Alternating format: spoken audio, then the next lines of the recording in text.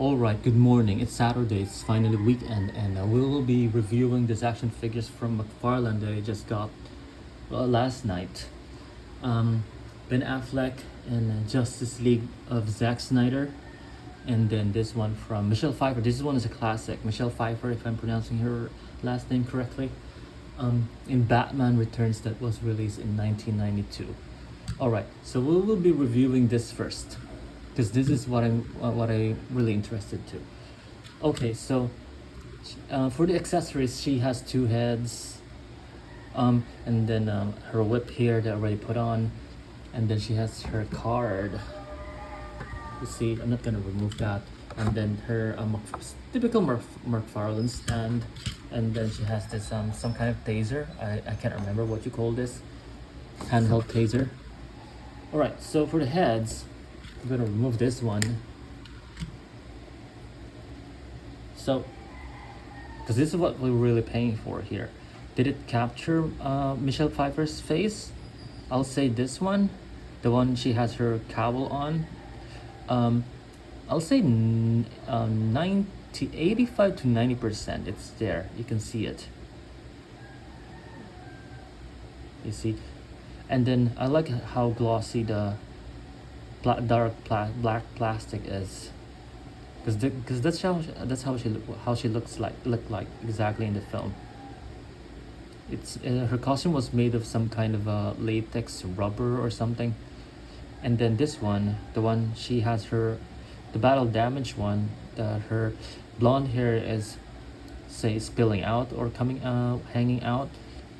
It's just her likeness here is only say 80 to 85%, but it looks good.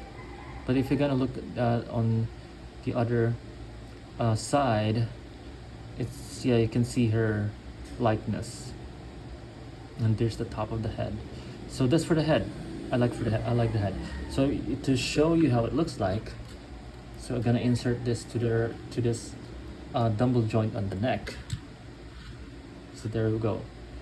And then her regular head. Oops, I removed it. This is how it looks like. Okay. All right. So let's review the aesthetic. I'll just gonna insert this quickly. It's hard to make her stand. All right. So for the aesthetic, the entire body, the front, side, back, it's made of glossy plastic. Mcfarlane applied some kind of maybe some kind of rubbery material on the surface, so because that's how she exactly looked like in the film. And then there are stitches here. When she went crazy in the film because she was assaulted by her supervisor or manager, her costume is homemade, so that's why it looks like this. And then her nails here, her cat nails, they're made of something that you use for sewing. Needles that you do for sewing. I can't remember what you call them exactly, but yeah, her costume is exactly homemade. This one is a classic. This action, the figure itself is simple because that's how it is. That's how she is in the film. So it does the job. Mcfarlane did a great job to this one.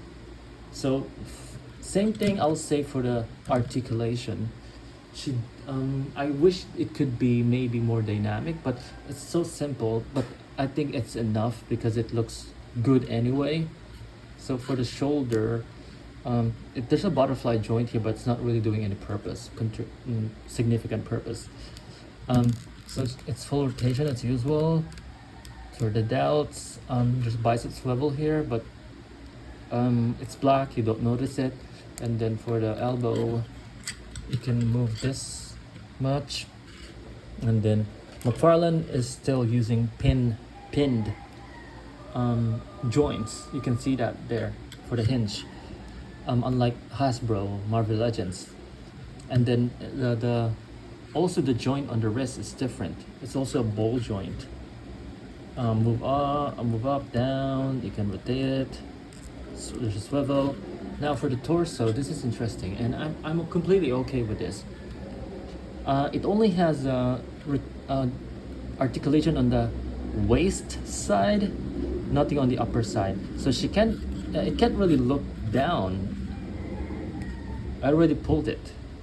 look back, pull, gonna push back. It's just like that. And I'm completely okay with it. I'm not disappointed. Um, and then side rotate, but it can rotate though. And then for the hips, I'll remove this now. For the hips, for the legs, you can split. This hip part here is made of soft rubbery material, so you can do that, stretch it, and then forward, back, barely. It's not a drop down hip. And then for the knees, and then for the, it's also ball joint here on the heels, high heels, and then the feet is also articulated, but I'm not sure if it's, yeah, I think for with a stand, this is pretty useful. Okay, so that's for Michelle Pfeiffer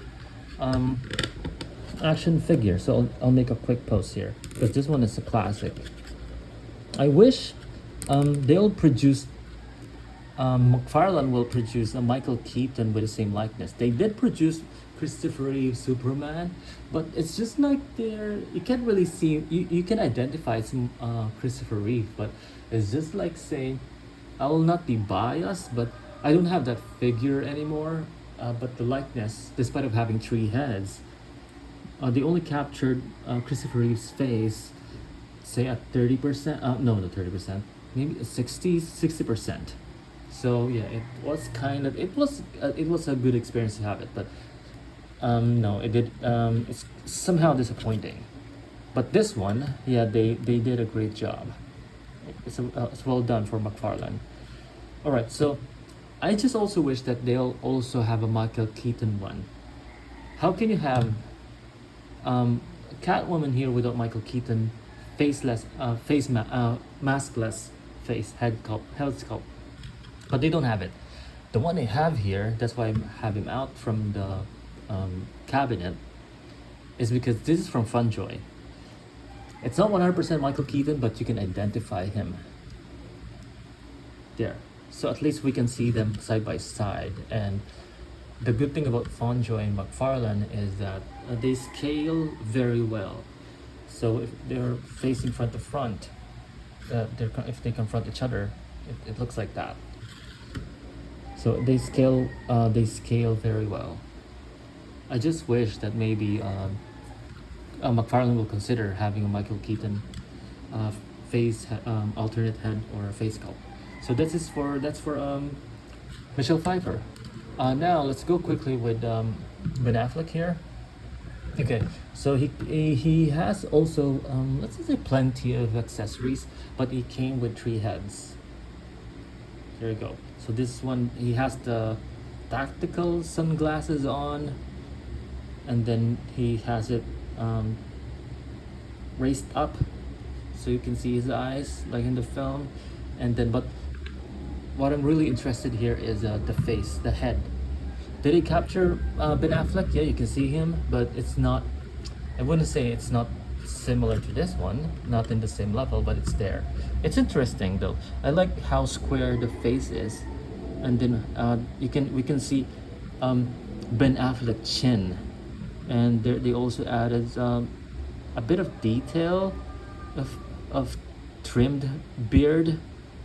You can see, you don't see that in the camera, but it's there if you with the naked eye. It's the eyes are digitally printed, I think. Yeah, digitally printed. The face is it's not a colored plastic, it's a painted plastic. And then the hair is a separate piece. There are gray parts here because Ben Affleck played an aging Bruce Wayne. So that's good. Okay, so the only disappointing it's not glaring, it's not a real problem, but it could have been changed. The only thing disappointing about this action figure is that if you're gonna make an improved head like this, you should also go with a body. The body here, the mold is good, but the material is robust. But the paint apps is kinda, it's lacking of something. They didn't give it enough love to look good, to match the quality of the head. And also, what I don't like about Mcfarlane, it's probably because they're cutting costs or trying to reduce costs, is that even though they made the material they're using are obviously tough, robust, some kind of plastic that is that is made for longer handling or more handling compared to other action figures, is that there are areas that are noticeably um, seem feels cheap, like this one. Um, this is, if you can see that, I can move it around. It's rubbery. This should be hard, but it's rubbery. And then in other areas, this part here on the hips, it's made of soft plastic or rubber. It's understandable because he needs to move. That enables it to kick forward, split. But if you're gonna put it here, it doesn't make sense. If this is a separate piece, why not just use it? Why not just do it as a complete mold? So this is also hard. You know what I mean?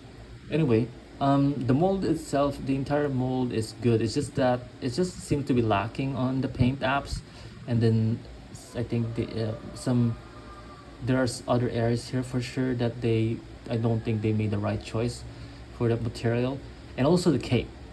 The cape, it's like it felt like they went lazy to this one here.